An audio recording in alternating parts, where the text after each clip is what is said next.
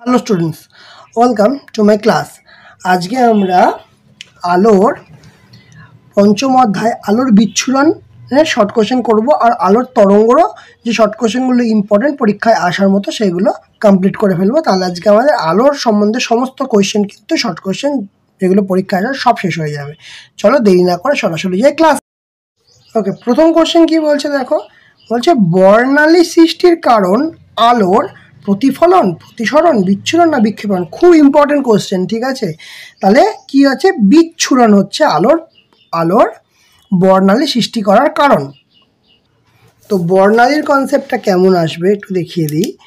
মানে আলো, এই প্রিজম আছে, প্রিজমের মধ্যে দিয়ে সাদা আলো গেলে সেটা কি হচ্ছে, সেটা গিয়ে অ্যাকচুয়ালি মানে 7টা ভাগে ভাগ করে হয়েছে। বেনি আসহ কলা 1 2 3 4 5 6 একটা ভাগ করে দাও, 7টা ভাগে ভাগ হয়ে যাচ্ছে, ঠিক আছে। এই ঘটনাকে তো আমরা বিচ্ছুরণ বলি। ওকে, চলো নেক্সট কোয়েশ্চেন কি বলছে, প্রদত্ত আলোগুলির মধ্যে কোনটির বিক্ষেপণ সবচেয়ে কম কার হয়? সবসময় মনে রাখবে লালের সবচেয়ে কম হয়। আমরা কি জানি, বেনি আসহ কলা, ঠিক আছে। লালের সবচেয়ে কম আর বেগুনির সবচেয়ে বেশি, ঠিক আছে। এটা মনে থাকবে এবং তোমাদের কোশ্চেনে পাবে এটা, এই প্রশ্নটা। সব বর্ণের আলো শূন্যস্থানে বেগ কেমন হবে? বিভিন্ন হয়, সমান হয়, শব্দের বেগের সমান হয় না শব্দের বেগের কম হয়? সবসময় মনে রাখবে সমান হবে, সমস্ত বর্ণের আলোর ক্ষেত্রে সমান হবে, ঠিক আছে। আচ্ছা, এবার দেখো সূর্যালোক কি? সূর্যালোক হচ্ছে একবর্ণী, দ্বিবর্ণী, বহুবর্ণী না বর্ণহীন? অ্যাকচুয়ালি সূর্যালোক মানে আমরা কি জানি, সাদা আলো জানি। যে ছবিটা তোমাদেরকে দেখালাম যে সাদা আলো এলো, ভাগ হয়ে গেল, তাহলে এটা তো সূর্যালোক। অ্যাকচুয়ালি সাদা আলো, সূর্যালোক থেকে সাদা আলো পাই। তারপর রামধনু বা আমরা যাই করি না কেন পরে ভেঙে যায়, কিন্তু আসে আমরা সাধারণভাবে কি দেখতে পাই, সাদা আলো। তাহলে সেটা একবর্ণী আলো, ঠিক আছে। একবর্ণী বলছি, সরি, বহুবর্ণী আলো। তাহলে সাদা আলো বহু বর্ণে ভেঙে যায়, ঠিক আছে। তাহলে বহু বর্ণ নিয়ে তবেই না এই সাদা আলোটা বহু বর্ণ নিয়ে তবেই না তৈরি হয়েছে। তাহলে তাই জন্য একে বহুবর্ণী আলো বলা হচ্ছে, ঠিক আছে। আচ্ছা, তারপরের কোশ্চেনটা দেখা যাক যে কোন বর্ণের আলোর সাপেক্ষে কোনো মাধ্যমে, আচ্ছা, কোন বর্ণের আলোর সাপেক্ষে কোনো মাধ্যমে প্রতিসংখ্য নির্ণয় করা যায়? ওকে, এটা খুব ভালো প্রশ্ন, একটু এক্সেপশনাল কোশ্চেন। কোন বর্ণের আলোর সাপেক্ষে কোনো মাধ্যমের প্রতিসংখ্য নির্ণয় করা যায়? সেটা হয় হলুদ বর্ণের আলোর সাপেক্ষে, ঠিক আছে। তারপর বলছে দৃশ্যমান বর্ণালীর যে বর্ণের আলোর তরঙ্গদৈর্ঘ্য সবচেয়ে কম সেটি হলো তরঙ্গদৈর্ঘ্য। এক্ষুনি বললাম তরঙ্গদৈর্ঘ্য সবচেয়ে কম কার? তরঙ্গদৈর্ঘ্য। আচ্ছা, এইটা কি বলেছিলাম, বিক্ষেপণ যার সবচেয়ে বেশি হবে সেটা তরঙ্গদৈর্ঘ্য সবচেয়ে কম হবে, এটা মনে রাখবে। বিক্ষেপণ যার সবচেয়ে বেশি হবে, ঠিক আছে, বিক্ষেপণ যার সবচেয়ে বেশি হবে তরঙ্গদৈর্ঘ্য তার সবচেয়ে কম হবে, তাই জন্য অ্যান্সার হচ্ছে বেগুনি, ঠিক আছে। হলুদ সোডিয়াম আলো হলো, আচ্ছা, হলুদ সোডিয়াম বলে দিচ্ছে, হলুদ সোডিয়াম মানে হলুদ বর্ণের আলো, ঠিক আছে। এটা হয় একবর্ণী আলো, ঠিক আছে। বলছে কোনটি বিচ্ছুরক মাধ্যম নয়? অপশন দিয়েছে কি দেখো, জল, বায়ু, কাঁচ, গ্লিসারিন, ঠিক আছে। এবার প্রশ্ন হচ্ছে অ্যান্সার হবে বায়ু। এবার বলবে যে বিচ্ছুরক মাধ্যম নয়, তাহলে বিচ্ছুরণ হচ্ছে না, তাহলে আমরা রামধনু তো দেখতে পাচ্ছি, সেখানে তো জলীয় বাষ্পর কারণ জলীয় বাষ্প থাকে, জল থাকে বলেই না আমরা এই জিনিসটা দেখতে পাই। ক্লিয়ার? আচ্ছা, বলছে প্রদত্ত কোন আলোর ক্ষেত্রে প্রিজমের চ্যুতি সবচেয়ে বেশি? আমাদের কোন অ্যান্সারটা হবে? চ্যুতি সবচেয়ে বেশি বেগুনির, সবচেয়ে কম চ্যুতি কার? লালের, ঠিক আছে, মনে থাকবে। ওকে, তারপরের কোশ্চেনটা দেখো। বলছে 10 নম্বর, লাল বর্ণের আলোর বেগ সি, ওকে, বেগুনি বর্ণের সি আর, সাফিক্স দিয়েছে আর, বেগুনি বর্ণের আলোর বেগ হচ্ছে সি ভি, ঠিক আছে, তাহলে এই বেগ কার কি হিসাব নিকাশ সেটা করতে হবে। যে রেডের বেগ বেশি মানে CR গ্রেটার দেন CV, মানে CR মানে রেডের বেগ সি, রেডের বেগ ভি মানে হচ্ছে ভায়োলেট, তার বেগ বেশি হবে, মানে রেডের থেকে ভায়োলেটের থেকে রেডের বেগ বেশি হবে, না রেড কালারের স্পিড আর ভায়োলেট কালারের স্পিড সমান হবে, নাকি রেড কালারের স্পিড কম হবে ভায়োলেট কালারের বেশি হবে, নাকি কোনোটাই নয়। দেখো মনে রাখবে, আচ্ছা আমরা কি জানি, আমরা কার কি বলে ওটাকে তরঙ্গ দৈর্ঘ্য বড় জানি, লালের তরঙ্গ দৈর্ঘ্য বড় জানি, তাই জন্য লালের যে বেগটা হবে সেটা ভিয়ের থেকে বড়ই হবে। ঠিক আছে, ক্লিয়ার? ওকে, তার মানে আমাদের অ্যান্সার হবে হচ্ছে CR greater than CV, V. Okay, next হচ্ছে সাদা আলো প্রিজমের প্রথম প্রতিসারক তলে আপতিত হলে, সাদা আলো প্রিজমের প্রথম প্রতিসারক তলে আপতিত হলে শুধুমাত্র চ্যুতি ঘটবে, নাকি শুধুমাত্র বিচ্ছুরণ ঘটবে, নাকি চ্যুতি বিচ্ছুরণ দুটোই ঘটবে? কোনোটি নয়, সবসময় মনে রাখবে চ্যুতি ঘটবে এবং বিচ্ছুরণ ঘটবে। আর বিচ্ছুরণ হবে তবেই না চ্যুতিটা দেখতে পাবো আমরা। যে ছবিটা দেখালাম একটু আগে সেটা তো বিচ্ছুরণ হচ্ছে, তা বিচ্ছুরণ হলেই তাহলে চ্যুতি কোনটা আমরা পাচ্ছি, তাই না? তাহলে চ্যুতি বিচ্ছুরণ দুটোই ঘটবে। দেখো চ্যুতি বিচ্ছুরণ দুটোই ঘটবে, সেটাই অ্যান্সার দিয়েছে। আচ্ছা 12 কোশ্চেনটা কি দিয়ে বলেছে, নিউটনের বর্ণচাকতি দ্বারা প্রমাণিত হয় সাদা আলো। সাদা আলো কটা বর্ণের সমাহার? দেখো আমরা দেখিয়েছিলাম কি, দেখো বেনিয়াসহ কলা, বেনিয়াসহ কলা মানে 7টা বর্ণ, 1 2 3 4 5 6 7, 7টা বর্ণের সমাহার। তাহলে পরিষ্কার বলে দেবে তোমরা কটা বর্ণের সমাহার, 7টা বর্ণের সমাহার। ঠিক আছে, এই যে 7টা বর্ণের সমষ্টি। চলো নেক্সট কি বলছে, আলোর তরঙ্গ দৈর্ঘ্য ও প্রতিসারঙ্কের মধ্যে সম্পর্ক বর্ণনা করো। কি বলছে, আলোর তরঙ্গ দৈর্ঘ্য আর প্রতিসারঙ্কের মধ্যে কি সম্পর্ক আসছে? ঠিক আছে, সেটা কার সূত্র আসছে? আলোর তরঙ্গ দৈর্ঘ্য এবং প্রতিসারঙ্কের মধ্যে সম্পর্ক যত কশির সূত্র হয়। ঠিক আছে, এটাকে একটু মনে রাখতে হবে, কশির সূত্র হয়। তারপরে নীল বর্ণের পরিপূরক বর্ণ কোনটি? মনে রাখবে নীল বর্ণের পরিপূরক বর্ণ হয় হলুদ। ঠিক আছে, নীল বর্ণের পরিপূরক বর্ণ কি হয়? হলুদ হয়। তারপরে রামধনুতে আলোর কি হয়? খুব ভাইটাল কোশ্চেন, মানে পরীক্ষায় এতবার এসছে। কেন হয় রামধনুতে আলোর কি শুধুমাত্র বিচ্ছুরণ হয়, নাকি শুধু প্রতিসরণ হয়, নাকি বিচ্ছুরণ প্রতিসরণ হয়, নাকি প্রতিফলন প্রতিসরণ বিচ্ছুরণ সব ঘটে? এইটা হচ্ছে আমাদের কোয়েশ্চেন। এটাই কি হয় অ্যাকচুয়ালি জানো তো? অ্যাকচুয়ালি সব কিছু ঘটে, প্রতিফলন ঘটবে, প্রতিসরণ ঘটবে এবং বিচ্ছুরণ ঘটবে। এই অ্যান্সারটা হচ্ছে আমাদের অ্যান্সার, মানে সব কিছু ঘটে। ওকে, তারপরে দেখো কি বলছে 16টা, এক ব্যক্তি সবুজ রঙের জামা সাদা রঙের প্যান্ট পরে আছে। ঠিক আছে, নীল রঙের আলোতে ওই জামা ও প্যান্টের রং কি হবে? দেখো নীল রঙের আলোতে কি হবে পরিষ্কার দেখো, যে সবুজ রঙের জামা যদি নীল রঙে পরে হয়ে যাবে কালো, কনফার্ম এটা যে কালো। কালো এখানেও কালো আছে, এখানেও কালো আছে, ভালো কথা। আর কি বলছে, সাদা রঙের প্যান্ট, সাদা রঙের প্যান্টে যদি নীল রঙের আলো পড়ে তাহলে নীল হয়ে যাবে। তাহলে এই নীল, তার মানে আমাদের কালো আর নীল, এই দেখো কালো আর নীল অ্যান্সার আছে। বোঝা গেল কথাটা? কারণ সবুজ রঙের জামা তো, তা পড়ছে কোথায়? সবুজ রঙের জামাতে যদি নীল পড়ে তাহলে সবুজ রঙটা তো কোনো করছে না, তো কালো হয়ে যাচ্ছে, কারণ সবুজ রঙটা আসছে না।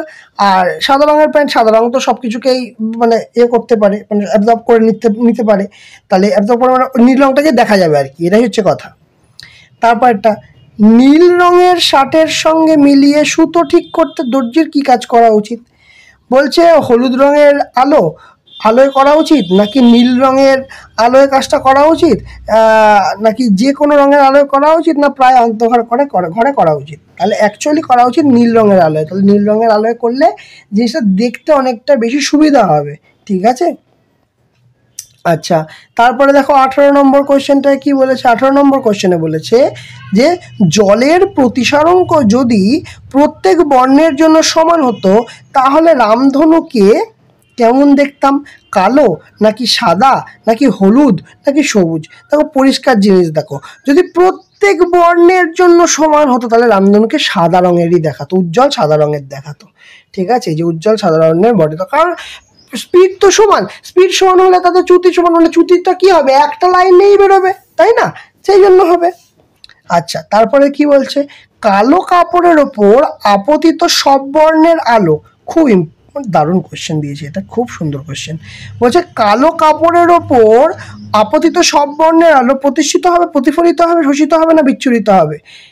অবশ্যই শোষিত হবে। কালো শোষণ করে, সাদা বিচ্ছুরণ করে, সেই কারণের জন্যই তো এই কোয়েশ্চেনটায় আমরা সাদা রঙের ওপর নীল কালার ফেললাম, তাহলে বিচ্ছুরণ করলো, সেই জন্যই তো আমরা নীল দেখতে পাবো, নীলটাই দেখতে পাবো, তাই না, সেই কারণের জন্য নীল হলো। আর এখানে তাই কারণের জন্য হবে কি, আমাদের কালো শোষিত হয়ে যাবে, কালোর উপর যা বর্ণ পড়বে শোষিত হয়ে যাবে, ঠিক আছে। ওই জন্য দেখবে ম্যাক্সিমাম সময়, অনেক সময় স্ক্রিন যেখানে রিফ্লেকশনের দরকার নেই, সেখানে আমাদের রেটিনাতেও ইভেন কালো রং হয়, রেটিনার পেছনটা যে কালো হয় যেন রিফ্লেকশন না আসে ওখানে, ঠিক আছে, এটা তো পড়ানোর সময় বলেছিলাম।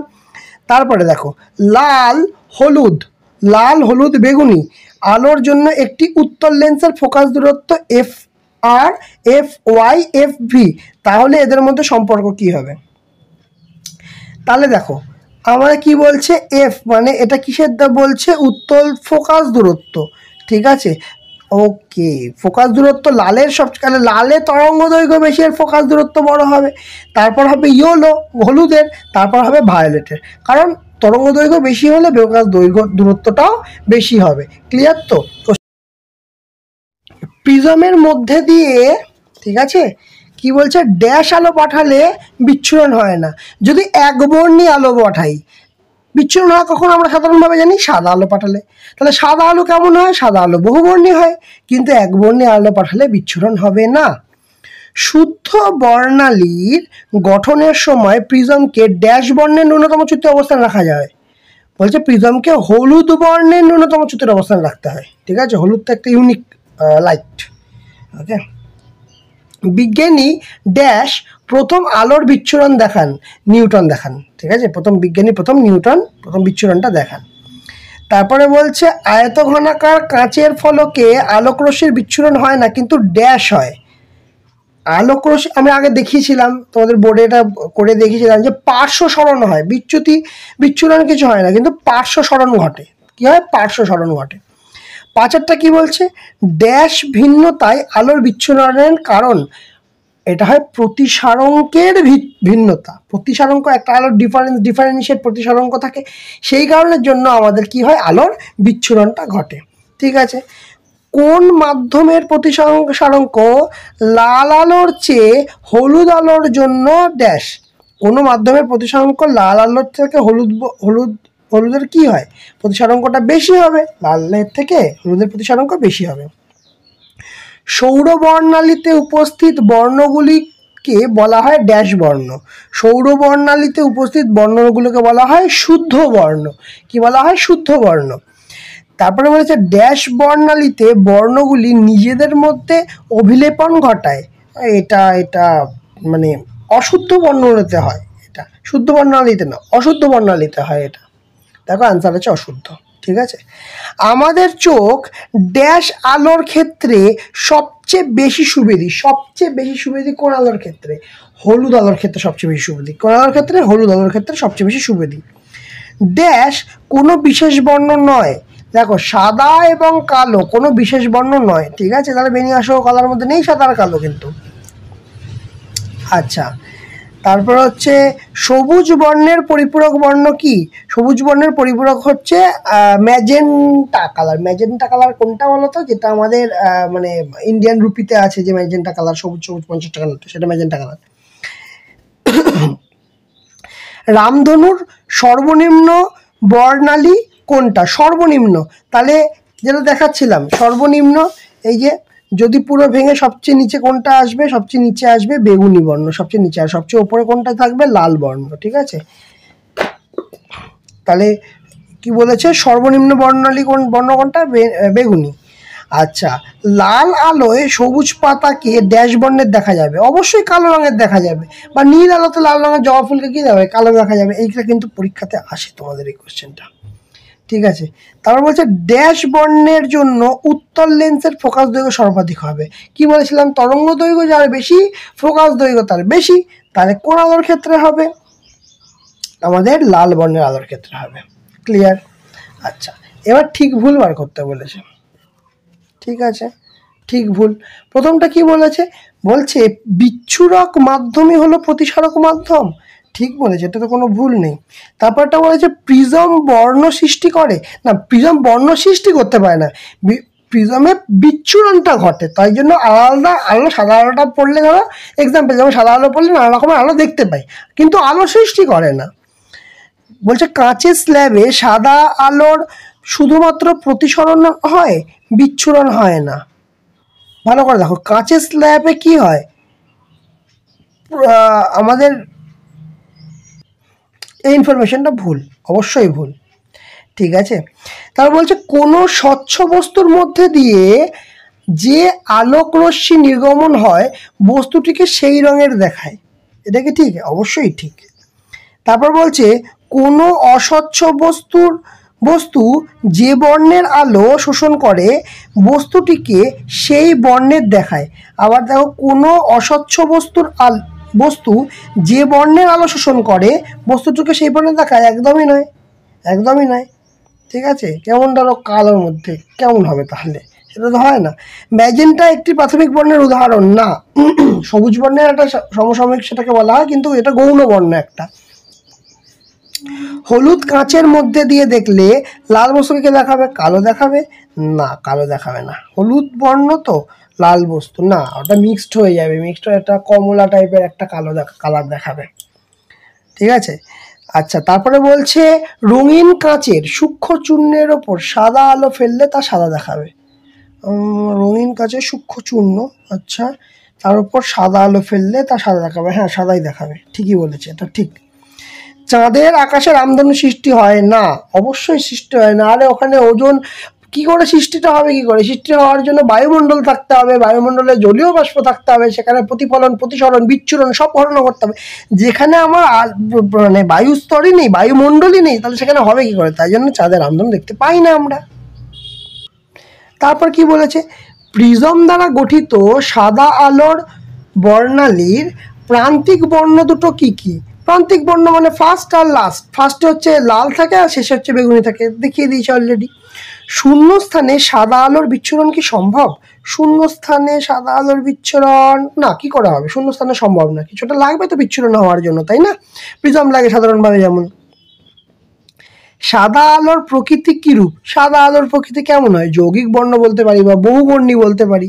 ঠিক আছে, তারপরে কি বলছে, কৌণিক বিচ্ছুরণের একক কি? কৌণিক যখন আসে তখন ডিগ্রি বা রেডিয়ান দিয়ে আমরা হিসাব করি। তারপর বলছে তরঙ্গ দৈর্ঘ্যের ভিত্তিতে সবার প্রথম কথা আমরা কি জানি, লাল আলোর তরঙ্গ দৈর্ঘ্য বেশি, তাহলে হিসাব করে দেখি তাহলে কেমন হবে, বে নি আ স হ ক লা, লাল আলো সবচেয়ে বেশি হয়। তাহলে তারপরে কি হয়েছে, লাল নীল বেগুনি হলুদ, তাহলে এখানে দেখি লাল, আচ্ছা তরঙ্গ কি বলেছে, তাহলে লাল, লাল হয়ে গেছে। তারপরে কি হবে, তারপরে আসছে দেখো হলুদ, তারপরে হলুদ হবে, তাহলে লালের পরে হলুদ হবে। ঠিক আছে, তারপরে বেগুনি নীল, এই দুটো কালার আছে, কোনটা আগে পাচ্ছি, নীলকে আগে পাচ্ছি, তাহলে তারপরে হবে নীল। ঠিক আছে, তারপরে হবে নীল, তারপরে হবে বেগুনি, মানে লাল হলুদ, মানে লালের সবচেয়ে বেশি, কেমন বলেছে ঊর্ধ্বক্রমে, মানে ছোট থেকে বড়, তার মানে বেগুনি প্রথমে, তারপর নীল, তারপর হলুদ, তারপর লাল, বেগুনি নীল হলুদ লাল। বোঝা গেছে, ক্লিয়ার? ওহো কোশ্চেনটাই, এই কোশ্চেনটা দেখো, এই যে তরঙ্গ দৈর্ঘ্য বলেছে, তরঙ্গ দৈর্ঘ্যের ভিত্তিতে লাল নীল বেগুনি হলুদ ঊর্ধ্বক্রমে সাজাও, তাহলে সবচেয়ে বেশি কার জানি, আমি লাল জানি, তার থেকে কম কার হবে, হলুদ হবে, হলুদের হবে, তারপরে কার হবে, নীল, তারপরে হবে বেগুনি, তারপরে আমাকে বলেছে ঊর্ধ্বক্রমে মানে ছোট থেকে বড়, তাহলে বেগুনি নীল হলুদ লাল, বেগুনি নীল হলুদ লাল। ক্লিয়ার হয়েছে কোশ্চেনটা? ওকে, তারপরে কোশ্চেনটা, মাধ্যমের বিচ্ছুরণ ক্ষমতা কোন বিষয়ের উপর নির্ভর করে? মাধ্যমের বিচ্ছুরণ ক্ষমতা সবসময় মাধ্যমের প্রকৃতি এবং আলোর বর্ণের উপর নির্ভর করে। মাধ্যমের প্রকৃতিটাকে আমাদের দেখতে হবে, সেটা কতটা ঘন বা কতটা লঘু তার উপর ডিপেন্ড করবে, এবং আলোর বর্ণের প্রকৃতির উপর। একটি প্রিজমের বিচ্ছুরণ ক্ষমতা কি প্রিজমের কোণের উপর নির্ভর করেন? না, প্রিজমের কোণের উপর নির্ভর করবে না। কি বলছে তারপরে, কোন বর্ণের আলোকে বিপদ সংকেত হিসেবে ব্যবহার করা হয়? আমরা দেখেছি লাল বর্ণেরটাকে ডেঞ্জারের জন্য ব্যবহার করা হয়। একটি ফাঁপা প্রিজমের মধ্যে জল ভর্তি করা হলো, তার মধ্যে গেলে কি বর্ণালী পাওয়া যাবে? না না না, তাহলে বর্ণালী পাওয়ার কোনো সম্ভাবনা নেই, বর্ণালী পাওয়া যাবে না। ঠিক আছে। রামধনু শুদ্ধ না অশুদ্ধ বর্ণালী? অবশ্যই অশুদ্ধ বর্ণালী রামধনু। ঠিক আছে। তারপরে বলছে আলোর বিচ্ছুরণের একটা প্রাকৃতিক উদাহরণ দিতে বলেছে। আরে এটা তো জানি আমরা, রামধনু বা রামধনুর গঠন। আচ্ছা, তারপরে বলছে কি ধরনের বস্তু আপতিত আলোর সাপেক্ষে ফিল্টারের ভূমিকা পালন করে? ওকে ওকে, স্বচ্ছ বস্তু মানে ট্রান্সপারেন্ট মেটেরিয়াল, যেগুলো ট্রান্সপারেন্ট সেগুলো করবে, ট্রান্সপারেন্ট অবজেক্ট। হলুদ বর্ণের পরিপূরক বর্ণ কোনটি? এটা কিন্তু আরো আগেও পড়েছি। হলুদ বর্ণের পরিপূরক বর্ণ হচ্ছে গাঢ় নীল। সোডিয়াম বাষ্পশিখায়, সোডিয়াম নীল বস্তুকে কেমন দেখাবে? সোডিয়াম বাষ্পশিখায়, সোডিয়াম মানে কেমন হচ্ছে? সোডিয়াম বাষ্পশিখাতে নীল বস্তুকে কেমন দেখাবে? মানে হলুদ রঙের মধ্যে নীল মানে কালো দেখাবে। ঠিক আছে, সোডিয়াম বাষ্পশিখায় নীল বস্তুকে কালো দেখাবে।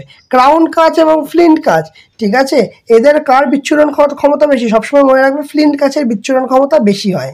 ওকে।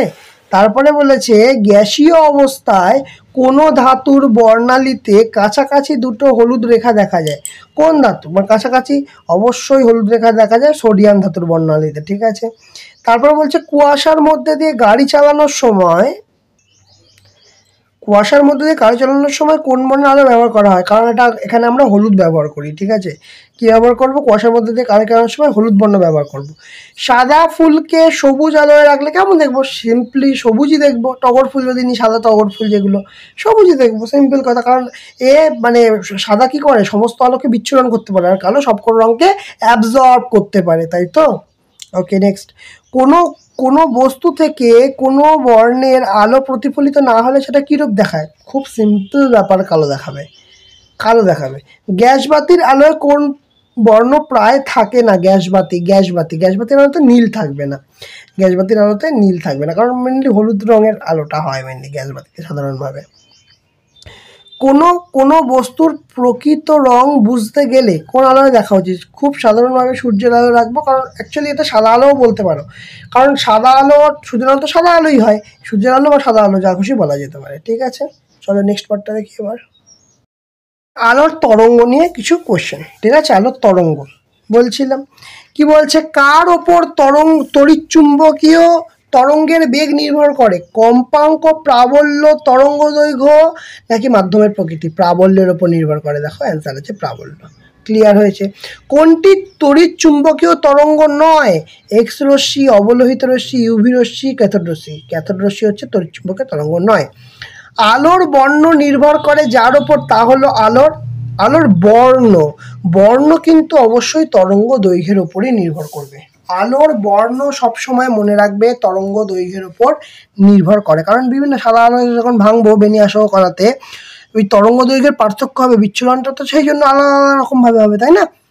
নেক্সট, অবলোহিত রশ্মি কোন দুটি তরঙ্গের মধ্যবর্তী অঞ্চলে আছে? সেটা কোন দুটো অঞ্চলের মধ্যবর্তী অঞ্চলে আছে? অবলোহিত রশ্মি থাকে সাধারণভাবে দৃশ্যমান আলো এবং মাইক্রোওয়েভ আলোর মধ্যে। ঠিক আছে, ওকে। তারপরে বলছে কোনটি তরঙ্গ দৈর্ঘ্য সর্বাধিক?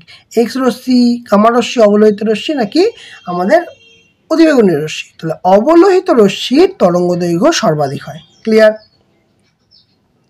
তারপরে বলছে মোবাইল ফোনের সাহায্যে যোগাযোগ ব্যবস্থায় ব্যবহৃত হয় অবলোহিত রশ্মি, অতিবেগুনি রশ্মি, রেডিও ওয়েভ বা রেডিও তরঙ্গ নাকি গামা রশ্মি? এটা কিন্তু আমাদের জানা জিনিস, এটা হয় আমাদের রেডিও তরঙ্গ, রেডিও ওয়েভ। ঠিক আছে। তারপর বলছে শরীরে ভিটামিন ডি তৈরিতে সাহায্য করে কোন রশ্মি? এটা কিন্তু ভালো কোশ্চেন। বলছে অতিবেগুনি রশ্মি নাকি অবলোহিত রশ্মি, এক্স রশ্মি নাকি রেডিও তরঙ্গ? হয় হচ্ছে অতিবেগুনি রশ্মি। ঠিক আছে। তারপর বলছে সব থেকে কম কম্পাঙ্কের দৃশ্যমান আলো কোনটা? সবচেয়ে কম কম্পাঙ্কের কোনটা হচ্ছে? যার তরঙ্গ দৈর্ঘ্য বেশি। আমাদের কি হয়? লালের তরঙ্গ দৈর্ঘ্য বেশি, তাই লালের তরঙ্গ দৈর্ঘ্য বেশি। আচ্ছা, কোনটা বললাম? কম কম্পাঙ্কের দৃশ্যমান, সরি, লালের তরঙ্গ দৈর্ঘ্য বেশি। ঠিক আছে, তাই কম্পাঙ্কটা কম হবে। ঠিক আছে, তাহলে কম্পাঙ্ক মানে ফ্রিকোয়েন্সি কমের, তাহলে তরঙ্গ দৈর্ঘ্য যার বেশি হবে। এবার কেন হবে, এখানে তো একটা কোশ্চেন আসতেই পারে, তরঙ্গ দৈর্ঘ্য বেশি হলে ফ্রিকোয়েন্সি কম হবে কেন? দেখো তরঙ্গ দৈর্ঘ্য মানে কি, আমি দুটো ছবি আঁকছি, এইরকম একটা ছবি আঁকছি আর এইরকম একটা ছবি আঁকছি, ঠিক আছে? তাহলে বিষয় কি হচ্ছে, এই যে তরঙ্গ মানে এই একটা ফুল ওয়েভ কম্পন শেষ করছে, মানে এইটা হচ্ছে একটা তরঙ্গ, আবার এখান থেকে এসে এখানে এইটা আর একটা তরঙ্গ। কিন্তু এইখানে দেখো, এই দেখো ছোট্ট তরঙ্গ, এই তরঙ্গটা দেখো ছোট তরঙ্গ, এই তরঙ্গটা দেখো ছোট তরঙ্গ, তাহলে এই তরঙ্গ দৈর্ঘ্যটা বেশি হচ্ছে না, আর এখানে তরঙ্গ দৈর্ঘ্যটা কম হচ্ছে, ঠিক আছে? আর তাহলে তরঙ্গ দৈর্ঘ্য বেশি হচ্ছে লাল বর্ণের আলোর ক্ষেত্রে। এবং লাল বর্ণের আলোর ক্ষেত্রে যদি তরঙ্গ দৈর্ঘ্য বেশি হয়, তাহলে কি হচ্ছে, কম্পাঙ্ক কম হচ্ছে। তার এখানে কারণ দেখো, এইটুকুনি টাইমে এই ওয়েভটা একটা, দুটো, আর এখানে ধরো হাফই ধরো, মানে 2.5 এখানে তরঙ্গ দৈর্ঘ্য কমপ্লিট করছে। আর এখানে কি করছে, সেই একই সময় একটা, দুটো, তিনটে, চারটে, পাঁচটা, ছটা, সাতটা আর হাফই ধরো 7.5, মানে এখানে যখন 2.5 এখানে 7.5 কমপ্লিট করে ফেলছে। তাহলে বিষয় কেন বুঝতে পারছি, তাহলে এখানে ফ্রিকোয়েন্সিটা বেশি, তরঙ্গ দৈর্ঘ্য যদি বেশি হয় তাহলে ফ্রিকোয়েন্সি কম, তরঙ্গ দৈর্ঘ্য কম হলে ফ্রিকোয়েন্সি বেশি। এইটাই হচ্ছে এই কারণটা, এর মানে এটার অ্যান্সার, মানে এই কি কারণে লাল অ্যান্সার হলো, বোঝা গেল? বলছে প্রদত্ত আলোগুলির মধ্যে কোনটির বিক্ষেপণ সবচেয়ে কম? বিক্ষেপণ সবচেয়ে কম আমরা জানি লাল, এবং সবচেয়ে বেশি বিক্ষেপণ কার? বেগুনির, ঠিক আছে? ওকে, নেক্সট, বিপদ সংকেত হিসাবে আলোর ব্যবহার করা হয়, এই একটাই কারণ, তরঙ্গ দৈর্ঘ্য সর্বাধিক। দেখো যদি এখানে এই থেকেই আমরা বলতে পারবো, যদি তরঙ্গ দৈর্ঘ্য বেশি হয়, দেখো ধূলিকণাও তো আছে, ধূলিকণা আছে বায়ুর মধ্যে, আমি বলছি বায়ুর মধ্যে ধূলিকণা আছে, ঠিক আছে? তাহলে যদি তরঙ্গ দৈর্ঘ্য কম হয়, তাহলে এখানে না বিচ্ছুরণ হয়ে যেতে পারে, মানে বিচ্ছুরিত হয়ে যেতে পারে, স্ক্যাটারিংও হয়ে যেতে পারে। তাহলে কিন্তু এখানে কি হয়, এগুলোকে ডস করে বেরিয়ে যাবে, কারণ তরঙ্গ দৈর্ঘ্য বড় বলে অতটা বিক্ষেপিত হবে না, আর সেইটা হচ্ছে কারণ। এই তরঙ্গ দৈর্ঘ্য সর্বাধিক লালের, সেই জন্য লালকে ব্যবহার করা হয়, ঠিক আছে? আচ্ছা, তারপর একটা কোশ্চেনটা কি বলেছে, 12টা শূন্যস্থানে 5 × 10⁻19 হার্জ কম্পাঙ্কের তড়িৎচুম্বকীয় তরঙ্গের তরঙ্গ দৈর্ঘ্য কত হবে? অপশান দিয়েছে 0.6 অ্যামস্ট্রং, 0.006 অ্যামস্ট্রং, 0.6 অ্যামস্ট্রং, 6 অ্যামস্ট্রং। এটা কি করে করা যাবে? ওকে, না মুখস্থ করার কিন্তু কোনো প্রয়োজন নেই, এটা একদম সিম্পল জিনিস। দেখো তোমাদের দেখিয়ে দিচ্ছি কি করে হবে এটা।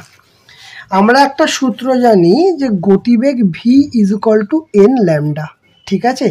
গতিবেগ, তরঙ্গ দৈর্ঘ্য, আর এটা ফ্রিকোয়েন্সি কম্পাঙ্ক।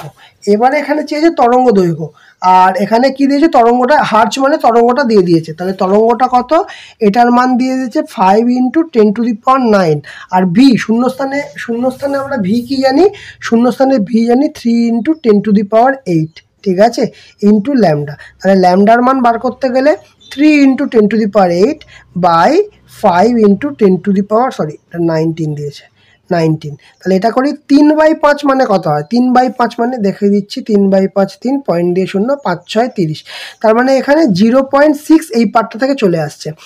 আর এই পার্টটা থেকে কি আসবে, এই পার্টটা থেকে যে 10⁸ ইন্টু 10⁻, এটা ওপরে চলে গেলে -19, ঠিক আছে? তাহলে 0.6 ইন্টু সূচকের নিয়ম অনুসারে 8 প্লাসে মাইনাসে -19, তাহলে হবে হচ্ছে যে 0.6 ইন্টু 10⁻⁻19 থেকে 8 বিয়োগ দিলে কত হবে, 11 হবে, ঠিক আছে? তাহলে এটা আর্মস্ট্রংয়ে আনতে হবে। আচ্ছা, এক আর্মস্ট্রং মানে 10⁻−10, ঠিক আছে, 10⁻−10, তাহলে 11টাকে 10⁻−10 আনতে হবে। তাহলে কি করে আনবো, তাহলে 0.6 ইন্টু 10⁻−1 ইন্টু 10⁻−10 এইভাবে আনতে পারি। তাহলে এই পার্ট 10⁻−10, তাহলে এই পার্টটা চলে এলো আর্মস্ট্রংয়ে, ঠিক আছে? তাহলে এটা নিয়ে চাপ নিই। তারপর এই পার্টটা মানে কি, 10⁻−1 মানে 1/10, তার মানে হচ্ছে 0.6, এইটাকে লিখছি, এই পার্টটাকে লিখছি যে মানে বাই 10, 1/10 মানে কি, নিচে বাই 10 লিখলেই হবে, আর 10⁻−10, তাহলে এটা শূন্য ওপরে গেলে এটা কি হবে, 0.06 ইন্টু 10⁻−10, ঠিক আছে? তাহলে এটা হবে 0.06 আর্মস্ট্রং, এইভাবে এলো। মুখস্থ করার কিন্তু কোনো প্রয়োজন নেই, বোঝা গেল? তাহলে এটা দেখো 0.06 আর্মস্ট্রং হলো, ক্লিয়ার? এরপরে 13টা দেখো, বলছে শূন্যস্থানে 4000 আর্মস্ট্রং ও 8000 অ্যামস্ট্রং, ঠিক আছে। তরঙ্গ দৈর্ঘ্যের আলোর বেগের অনুপাত কত? এটা যে V is equal two N lambda, এই সূত্রটাই হয়ে যাবে। শূন্যস্থান বলেছে, তাহলে দুটোর গতিবেগ সেম হবে। ওটা V is equal two N lambda, ওই সূত্র ধরে ল্যামডা দুটো বলে দিয়েছে 4000 আর 8000, তাহলে সেখানে গিয়ে আমাদের কি চেঞ্জ হয়ে যাবে, ভি ইজ ইকুয়াল টু এনটা চেঞ্জ হয়ে যাবে, ঠিক আছে। তাহলে অ্যাকচুয়ালি কি হবে দেখো, শূন্যস্থান বলেছে তো, আচ্ছা শূন্যস্থান মানে V is equal two N lambda. একটায় বলেছে, দুটো দিয়েছে, একটায় বলেছে 4000 অ্যামস্ট্রং, আর একটায় বলেছে মানে ল্যামডা, আর একটা ভি ইজ ইকুয়াল টু একটা N1 ল্যামডা আর একটা N2 ল্যামডা। এই ল্যামডাটা বলেছে 8000 অ্যামস্ট্রং, ঠিক আছে। তাহলে দেখো ভি তো দুটোর ক্ষেত্রেই সমান, দুটোর ক্ষেত্রেই শূন্যস্থানে ভি 10 টু দি পাওয়ার 8, 3 × 10⁸। তাহলে যদি এই পার্টটা সমান করতে হয়, এই পার্টটার সঙ্গে এই পার্টটা সমান করতে হয়, তাহলে এই পার্ট দুটো সমান হবে তখনই যখন এই মাল্টিপ্লাইড বাই 2 হবে, তাই না। বেগ তো দুজনের ক্ষেত্রেই সমান, আমার তো এত হিসাব করারই দরকার নেই। বেগ তো দুজনের ক্ষেত্রেই সমান হবে, শূন্যস্থানে বেগ প্রতিটা আলোর ক্ষেত্রেই সমান হচ্ছে, তাহলে আমাদের অনুপাত কী হবে, বেগের অনুপাত 1:1 হবে, ঠিক আছে। একই রকমভাবে দেখবে বিচ্ছুরক কণা সংস্থায় আপতিত রশ্মির কম্পাঙ্কের অনুপাত 1:2 হলে বিক্ষেপিত আলোর তীব্রতার অনুপাত কত হবে, এটা 1:16 হবে, ঠিক আছে। এবার চলে আসছি এই কোয়েশ্চেনগুলো। কি বলছে, আলো এক প্রকার তড়িৎ চুম্বকীয় তরঙ্গ সর্বপ্রথম কে প্রমাণ করেন, সেটা ম্যাক্সওয়েল প্রমাণ করেন সর্বপ্রথম। আলোক তরঙ্গ কিরূপ তরঙ্গ, খুব ইম্পর্টেন্ট, এটা খুব আসে পরীক্ষা, ইভেন কম্পিটিটিভ এক্সামেও আসে। তড়িৎ চুম্বকীয় তির্যক তরঙ্গ, আলোক তরঙ্গ হচ্ছে তড়িৎ চুম্বকীয় তির্যক তরঙ্গ, ঠিক আছে। তারপরে বলছে কোন তড়িৎ চুম্বকীয় তরঙ্গ পরমাণু নিউক্লিয়াসে উৎপন্ন হয়, ভেরি ইম্পর্টেন্ট কোশ্চেন। গামা রশ্মি, গামা রশ্মি হচ্ছে তড়িৎ চুম্বকীয় তরঙ্গ, যেটা কে করেন মানে কোথায় হয়, পরমাণু নিউক্লিয়াসে হয়। আচ্ছা, দৃশ্যমান আলোর পাল্লা কত? দৃশ্যমান আলো মানে আমরা যেটা দেখতে পাই, পাল্লা হচ্ছে 800 থেকে 800 ন্যানোমিটার, ঠিক আছে। চলো নেক্সট কোয়েশ্চেন দেখি। নেক্সট কোয়েশ্চেন কি বলছে,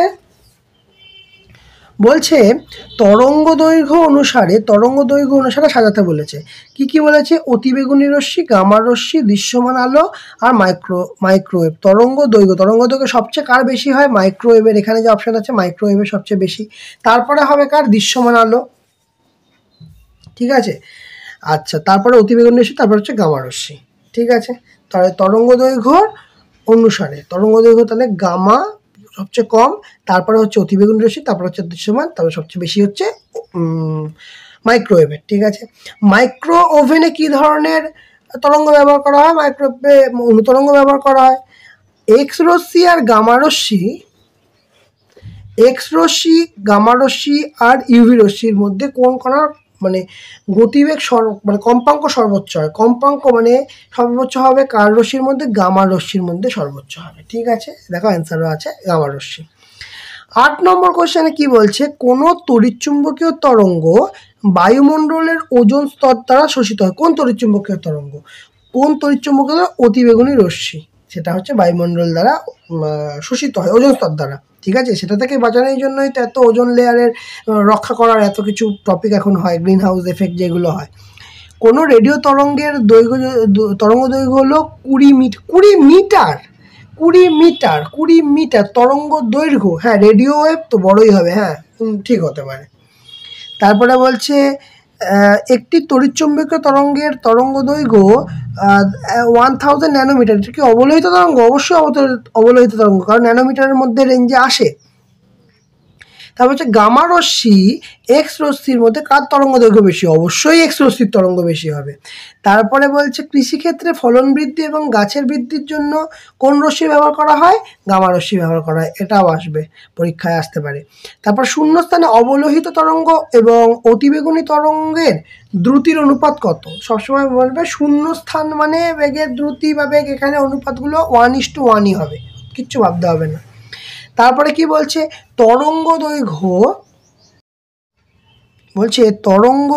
তড়িৎচুম্বকীয় তরঙ্গের ক্ষেত্রে শূন্যস্থান থেকে কোনো মাধ্যমে প্রবেশ করলে ওর তরঙ্গ দৈর্ঘ্যের কীরূপ পরিবর্তন হয়? কি বলছে, শূন্যস্থান থেকে মাধ্যম, শূন্যস্থান তো সবচেয়ে লঘু, যে কোনো মাধ্যমে প্রবেশ করুক না কেন তরঙ্গ দৈর্ঘ্য কিন্তু কমে যাবে।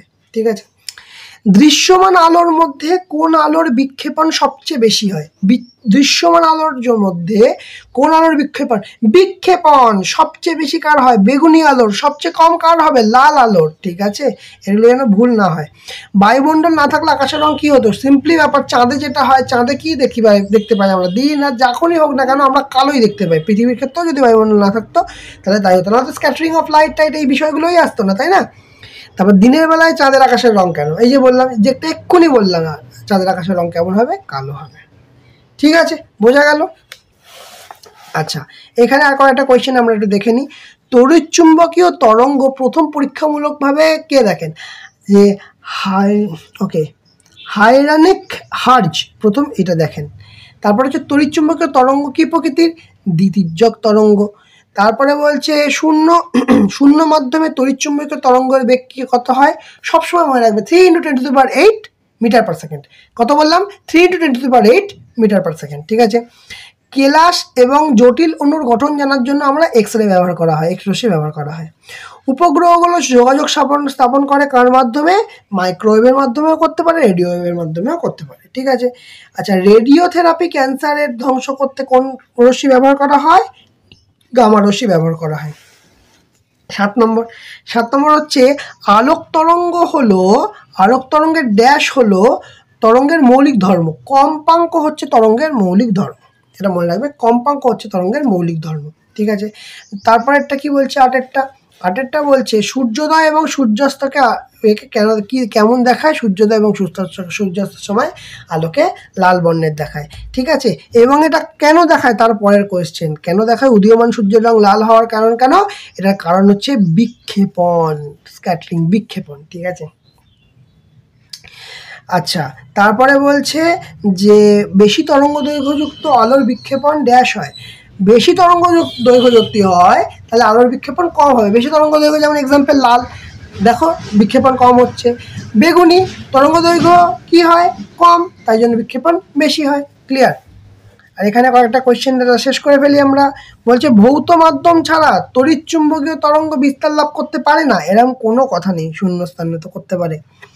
তারপর বলছে তরঙ্গযুক্ত আধান তড়িৎচুম্বকীয় আধান সৃষ্টি করতে পারে। তরঙ্গ, হ্যাঁ, ওয়েভ পার্টিকেল থাকলে তো অবশ্যই তরঙ্গ সৃষ্টি করতে পারবে, তাই না? ত্বরণযুক্ত আধান, ত্বরণ থাকলে তরঙ্গ সৃষ্টি করতে পারবে অবশ্যই। অন্ধকারে ছবি তুলতে অতিবেগুনি রশ্মি ব্যবহৃত হয়? অন্ধকারে ছবি তুলতে না, এমন কোনো ব্যাপার নেই। তারপরে বলছে দেখো, অতিবেগুনি রশ্মির তরঙ্গ দৈর্ঘ্য বেগুনি আলোর তরঙ্গ দৈর্ঘ্য অপেক্ষা বেশি। কি বলছে? অতিবেগুনি তরঙ্গ না, বেগুনি আলো তো দৃশ্যমান আলোর মধ্যে পড়ে যাচ্ছে, অতিবেগুনি রশ্মির তরঙ্গ দৈর্ঘ্য তো অবশ্যই কি হবে? কম হবে। তারপর বলছে তরঙ্গ দৈর্ঘ্য হলো আলোর বর্ণ নির্ভর এবং উৎস নিরপেক্ষ বৈশিষ্ট্য। তরঙ্গ দৈর্ঘ্য হলো আলোর বর্ণ নির্ভর এবং উৎস নিরপেক্ষ বৈশিষ্ট্য। হ্যাঁ, এটা ঠিকই বলেছে, এটা রাইটই হবে। ঠিক আছে, তাহলে আমরা কিন্তু আলোক তরঙ্গ এবং বিচ্ছুরণের মধ্যে বিচ্ছুরণ বিক্ষেপণ এই টাইপ মানে যত কথা কোয়েশ্চেন আছে সব কিন্তু আলোচনা করে ফেলেছি। আশা করি তোমাদের পরীক্ষায় এই কোশ্চেনগুলোর বাইরে আর কোনো কোশ্চেন করার প্রয়োজন নেই। ঠিক আছে, তাহলে আজকের মতো ক্লাস এখানেই শেষ। যদি তোমাদের ভালো লেগে থাকে অবশ্যই লাইক করবে, কমেন্ট করবে, শেয়ার করবে, আর যারা চ্যানেলটাতে নতুন আছে তারা অবশ্যই সাবস্ক্রাইব করে দেবে, পাশে থাকা বেল আইকনটা অবশ্যই ক্লিক করে দেবে। আজকের মতো ক্লাস এখানেই শেষ।